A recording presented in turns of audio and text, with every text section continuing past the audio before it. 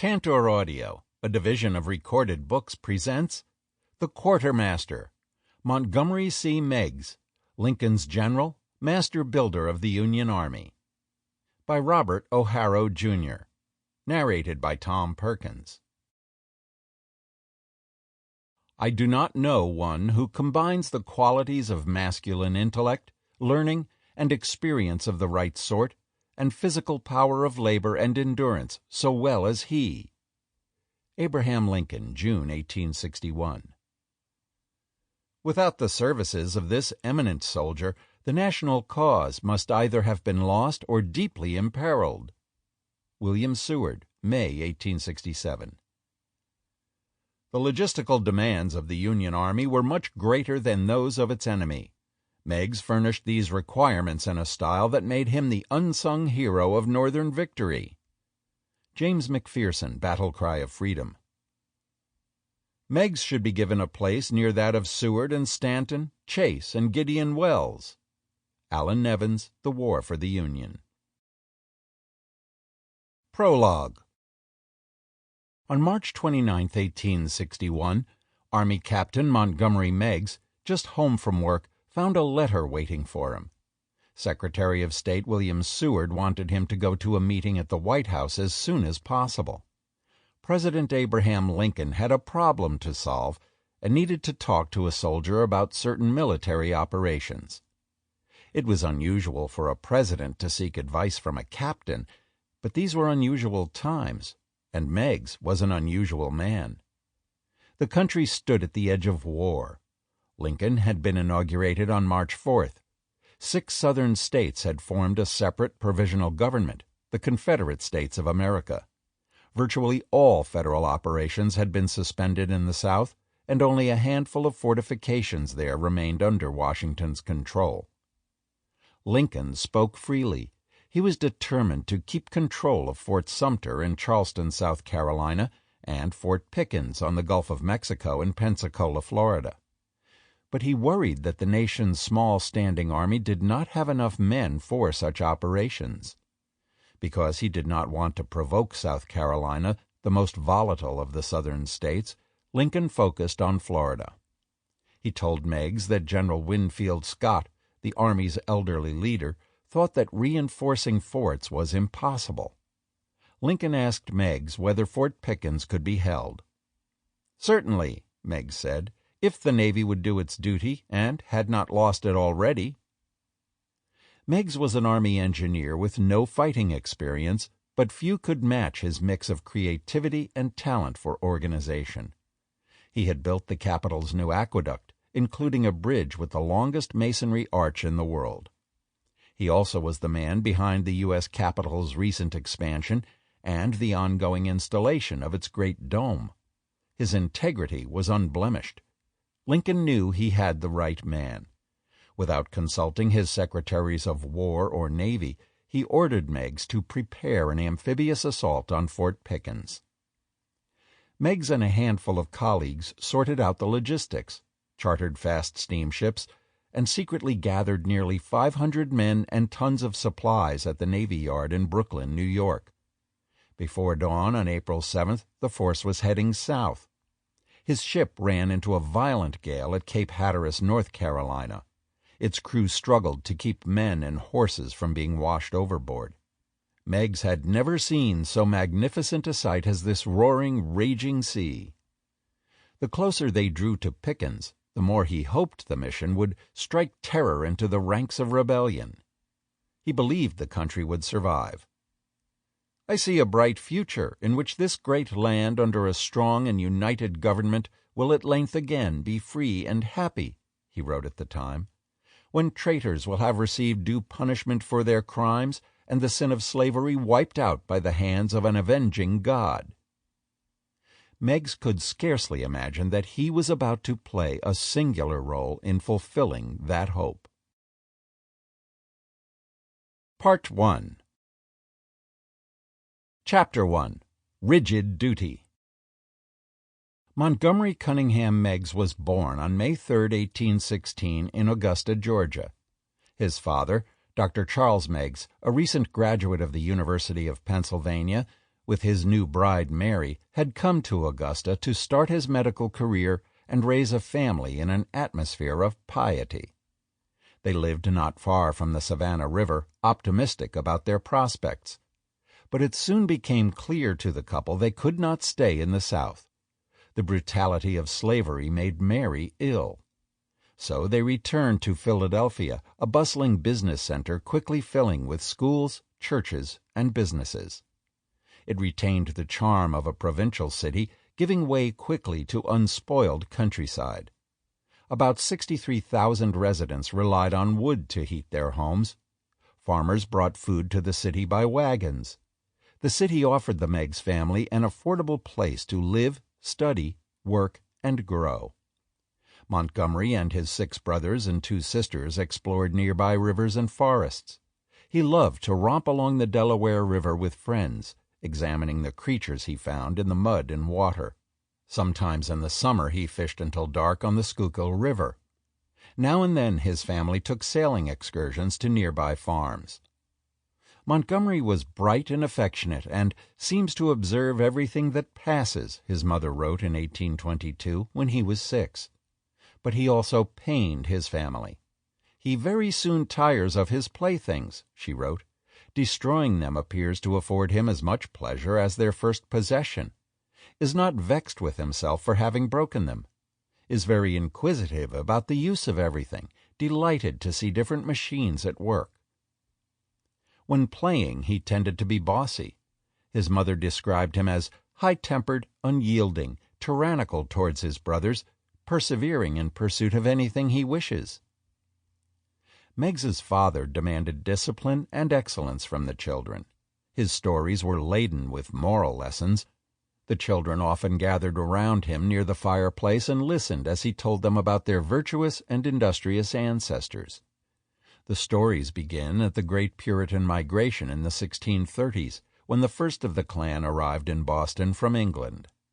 The ancestors were educators, doctors, engineers, soldiers, and public officials. They were ambitious, patriotic, and pious. A certain righteousness also reappeared from generation to generation, much to the annoyance of neighbors and colleagues. Dr. Meigs in his stories underscored the importance of personal honor. He told the children it was their rigid duty to protect the family name. They were to beware lest they disgrace that history. In a note inscribed at the end of the family Bible, he wrote, "Discard without mercy every member of their bloodline whose conduct might stain the family reputation." His father challenged Meigs in other ways.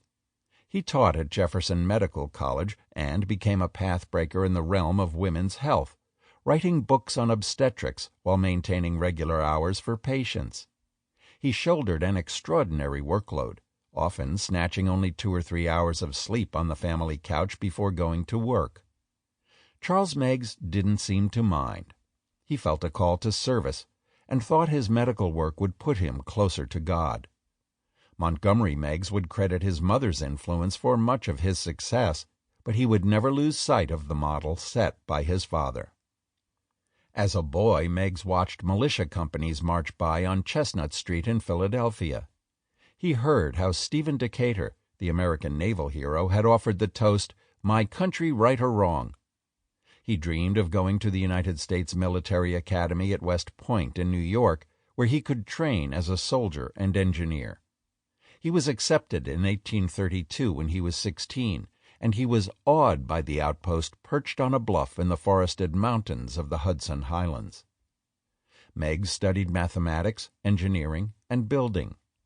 One teacher insisted that every soldier know how to draw for map-making, and Meigs was soon able to do so with unusual finesse.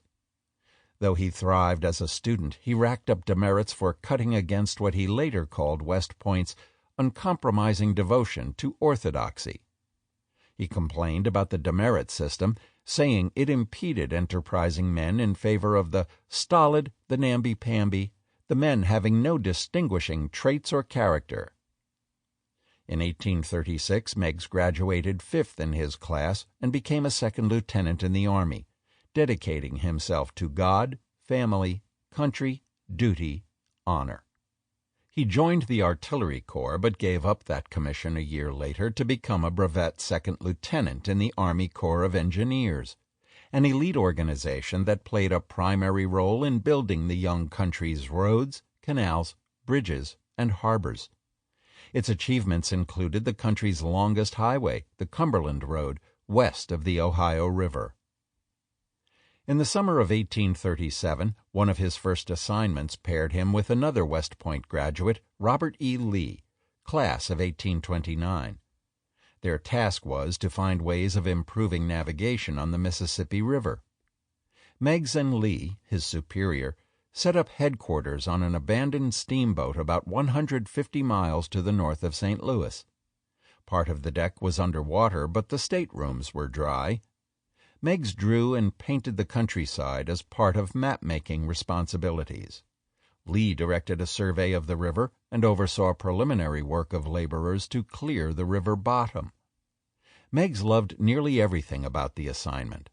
For a time the men bunked in a cabin on shore and ate the catfish and pike they caught. Meigs admired Lee. Then in the vigor of youthful strength, with a noble and commanding presence, and an admirable, graceful, and athletic figure. He was one with whom nobody ever wished or ventured to take a liberty, though kind and generous to his subordinates, admired by all women, and respected by all men. He was the model of a soldier and the beau ideal of a Christian man. With harsh winter weather coming on, Meigs and Lee disbanded their crew. Meigs went back to Philadelphia, Lee to his wife's plantation at Arlington, Virginia, in the hills overlooking Washington. They would remain fond of each other until a national crisis turned them into mortal enemies. Chapter 2. Patience and Perseverance. Meigs began a long stretch as a journeyman engineer for Defense and Public Works. His new assignment took him to the Delaware River, south of Philadelphia, where he helped improve a stone breakwater that protected the coast and facilitated navigation on the river and bay. He also helped rebuild Fort Delaware, a massive fortification on Pea Patch Island destroyed by fire. The project posed many challenges. The island had formed from silt over the centuries, and the mud went 40 feet deep in places. Meigs and other engineers created an intricate wooden grillage as a foundation, pounding more than 12,000 wooden piles into the mud using steam-powered pile drivers. Builders had been using such structures since the days of the Roman Empire. A drawing by Meigs of the grillage looks beautiful, precise, and timeless, with its faint linear depiction of crossbeams layered underneath the outlines of the fort. Though he thrived on practical problems, he did not do so well as a manager. When called on to serve as a supervisor, Meigs sometimes became short-tempered. On Pea Patch, he had control of the federal funding for salaries and supplies. About $75,000 had been deposited in a bank in Philadelphia. Before releasing the cash, bank officials required Meigs to certify the payroll. He took the request as a suggestion that he might be skimming money for himself. The idea that someone might question his integrity was too much to bear. He launched into a letter-writing campaign, pages of complaint that went to officials at the bank and superiors in Washington. Bank officials were only fulfilling an obligation to guard against a perennial contracting scheme in which corrupt officials drew pay for no-show workers. Meigs's behavior embarrassed everyone, though all agreed to treat it as a misunderstanding, and the episode did no lasting damage to his reputation. He worked hard, and colleagues and superiors could sense his devotion. With his career taking hold, Meigs's vision for himself evolved. He began thinking of himself as an American patriot and public servant. "I am a citizen of the United States," he wrote his father, "not of Connecticut, where my grandfather lived, or of Georgia, where I was born, or of Pennsylvania." In 1839, Meigs received orders to report to the Board of Engineers for Atlantic Coast Defenses in Washington. The board served as a bureaucratic bridge between fortification projects and the Army's military brass. The posting provided exposure to senior officials as well as the city's ruthless politics. Washington suited Meigs. He liked good conversation, and he was soon drawn to a young woman, Louisa Rogers, the daughter of Commodore John Rogers, a naval hero of the War of 1812. The Rogers family had been prominent in Washington and Maryland for decades. Though the Commodore had died a few years earlier, Louisa and her family still lived in a mansion that he had built on Lafayette Square near the White House. Montgomery and Louisa made a handsome pair. Tall, upright, and proper, Louisa had the firm demeanor of her father. She sang beautifully and enjoyed riding. In addition to attending parties, the couple rode along the Chesapeake and Ohio Canal through the rugged landscape along the Potomac River north and west of Washington. After a steady courtship, they married on May 2, 1841, one day before his 25th birthday. Their marriage would ground and comfort Meigs for decades to come, while giving him political and social ties that would help him through controversy and struggle. They claimed Washington as their home, but they could not stay for now. Meigs received orders to design and build fortifications, including Fort Wayne on the Detroit River, near the border with Canada. The defenses were part of a long campaign to protect against invasion from British forces. Though the significance of the threat in Detroit was debatable, Congress pressed for the work. Because the project depended on the ebb and flow of congressional appropriations, Meigs sometimes had more free time than was advisable for so energetic a person. He filled some lulls by reading the history of engineering. He focused in particular on the work of Sébastien le Prestre de Vauban, the 17th-century French soldier who served as King Louis XIV's chief military engineer. Meigs had heard about Vauban at West Point. His plans for Fort Wayne drew directly from fortifications Vauban had built in France, including thick masonry walls, protected walkways known as sally ports, and an internal parade ground. Montgomery and Louisa anchored their lives to their children, with 4 born in the first 5 years of their marriage: John, Mary Montgomery, Charles de Lucina, and Montgomery Jr. The family relished the frontier spirit that lingered over Detroit. Because the work there did not demand much of Lieutenant Meigs, he often slept in or took his dog and a gun on long walks through the northern woods.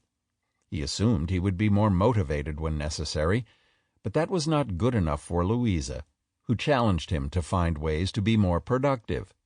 In response, Meigs launched a self-improvement campaign that included keeping a journal.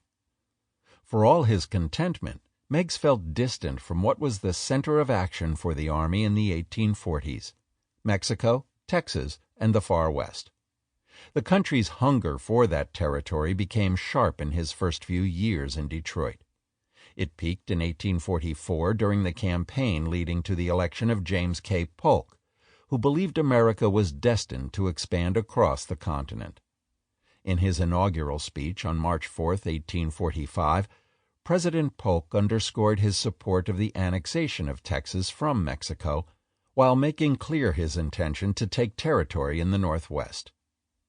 "The world beholds the peaceful triumphs of the industry of our emigrants," Polk said. "To us belongs the duty of protecting them adequately wherever they may be upon our soil." The new president was prepared to go to war. For the soldiers who would put his words into action, this meant a chance to earn glory, a rise in rank, and a boost in salary. Meigs had to watch from afar. Soon after taking office, Polk annexed Texas, which became the 28th state. He accepted a compromise with Britain at the 49th parallel in Oregon. Then, in a series of calculated provocations, he pushed Mexico into war, which began in 1846 after Polk claimed, with little evidence, that Mexicans had killed Americans near disputed territory at the border. Soldiers moved south, and the conflict soon created a rift in the United States that would only widen in the coming years. Democrats strongly supported their president. The Whig Party, the precursor to the Republican Party, railed against it. One Whig adherent was Abraham Lincoln, a freshman congressman from Illinois who accused Polk of violating the Constitution and called on him to produce evidence of Mexico's culpability. Meigs followed the far-off fighting through newspaper accounts: the Battle of Buena Vista in northern Mexico, the capture of Mexico City, and the 1848 Treaty of Guadalupe Hidalgo, giving control of California and the entire Southwest to the United States. Many of his Army colleagues became famous and received promotions. Among them were Ambrose Burnside, Jefferson Davis, Ulysses Grant, Robert E. Lee, and Thomas Jackson, later known as Stonewall. The war resulted in appalling casualties, including more than 13,280 American dead, and it ignited a long fuse in Washington over the question of slavery.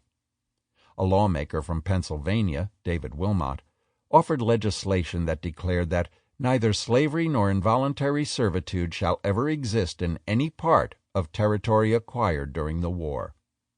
The House approved Wilmot's proviso. The Senate stood firm against it. Meigs was unsettled that he had lived safely and comfortably in the North Woods while Army colleagues had risked their lives or died for their country. He hoped to redeem himself one day, perhaps by achieving something so beneficial to the country that his name would never be forgotten. As winter descended on Detroit in 1849, Meigs was ordered back to Washington to serve as staff officer to Joseph G. Totten, the Army's chief engineer and a hero of the Mexican War. Totten knew Meigs from his earlier days in Washington and would become one of his most important mentors. They had much in common. Totten's family also had roots in England, and he was a West Point graduate who had worked on river and fortification projects. There were also plenty of differences. As a colonel, Totten had controlled engineering operations during the invasion of Mexico City and was made brigadier general for his bravery at the siege of Veracruz. During his rise through the military, Totten made time to study natural history. He focused in particular on sea snails and other mollusca in New England and the Pacific Northwest. Totten lives on now in the names of some of his discoveries, including one dubbed Gemma Tottenii. When Meigs arrived in the capital, Totten occupied a central spot in the capital city's scientific crowd. In addition to being the Army's chief engineer, he served as a founding regent of the new national museum known as the Smithsonian Institution. Totten welcomed Meigs into this circle. There's no overstating the pull that the Smithsonian exerted on certain men. It was the brainchild of James Smithson, the brilliant illegitimate son of Hugh Smithson, the first Duke of Northumberland. A chemist and mineralogist, Smithson had donated 100,000 gold sovereigns to the United States, directing the money to be used after his death for an establishment for the increase and diffusion of knowledge. Smithson died in 1829, but it was not until 1846 that Congress approved legislation creating the museum. Nothing else like it existed in the country.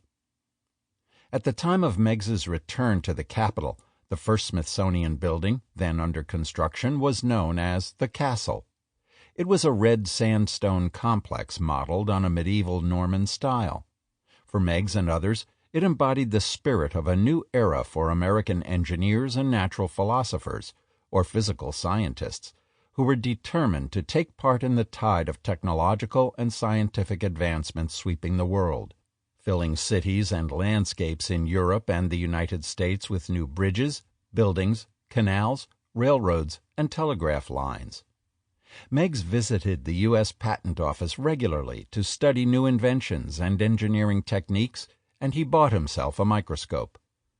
At the same time, he drew and painted. A reunion with Captain Seth Eastman, one of his drawing instructors at West Point, stoked his enthusiasm. Eastman was a talented careerist in the nation's small standing army. He explored, built fortifications, and painted as he moved among posts in Florida, Texas, and Minnesota, becoming a specialist in the depiction of American Indians. In Washington, Eastman focused on illustrations for a multi-volume document of native people. With Eastman's encouragement, Meigs began making his own watercolors of local scenes, including the hills west of the city near Great Falls, the unfinished Washington Monument, and buildings in the city's northwest quarter. The paintings spurred him to look at the city in fresh ways. They show the work of a skilled hand and sensitive eye. Just as he and Louisa settled in, he was ordered to report to Fort Montgomery at the north end of Lake Champlain in New York. It was there, in September 1851, Montgomery and Louisa had their fifth child, Vincent Trowbridge. Now Meigs began to worry about money. Like many fellow officers, he had never made quite enough to feel secure. Fearing he would not be able to pay his bills, he accepted support from his father, who offered him several $100s a year. Meigs thought it was ironic to be able to buy whatever is proper and desirable for the public works, and to be obliged to count sixpence in the management of my family. The work, at least, was interesting. It involved planning and constructing walls 48 feet high, emplacements to accommodate 125 cannons and other fortifications. Meigs managed his time well enough to spend many hours tramping through the woods hunting and reading about science and engineering. He also made time to sketch and paint even in the cold weather. He considered all of it as training for something important, something demanding, something big. Even his hunting excursions helped him prepare, or so he argued, because they gave me also patience and perseverance, for the chase of the deer requires all this. Meigs's chance came sooner than he expected. Chapter 3. Wholesome Water. The fire started somewhere in the bones of the U.S. Capitol, in a recess between the whitewashed walls and the old beams and bricks. Making his rounds near the Capitol's west front, Watchman John Jones noticed the flames flickering in the third-floor windows. It was some time before 8 o'clock on the morning of December 24th, 1851. The location of the blaze could not have been worse: the reading rooms of the Library of Congress. Fire in the district at mid-century was almost as common as empty political promises. Just the night before, a nearby hotel had burned down.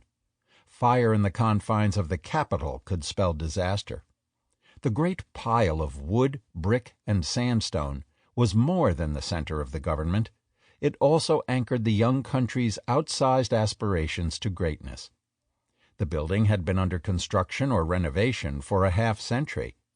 Though architects and builders had done their best with the budgets they had, the place had become a grand, handsome tinderbox on a hill.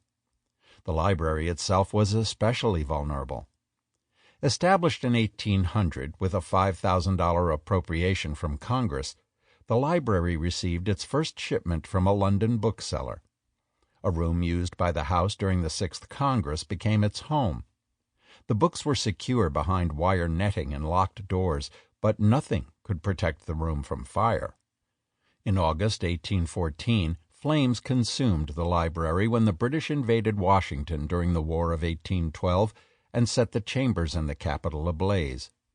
Thomas Jefferson reseeded the collection by selling the government his personal library, the finest in the land, with nearly 6,500 volumes in all. Officials took new precautions, including the prohibition of candles and smoking in the reading rooms. But the threat was acute in the winter of '51, when the rooms became nearly as dry as the leaves that skittered over the Capitol grounds. Jones and another man rushed upstairs and broke open the locked doors. For a moment they had hope.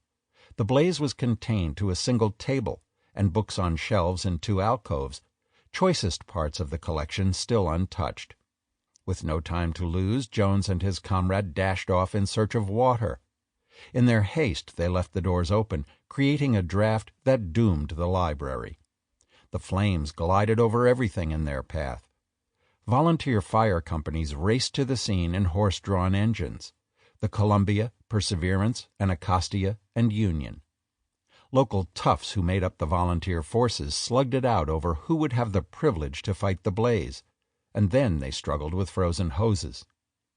Eventually they pumped water in from a nearby fountain, while a handful of desperate citizens formed a small bucket brigade. The Marines rushed in to help. Sample complete. Ready to continue?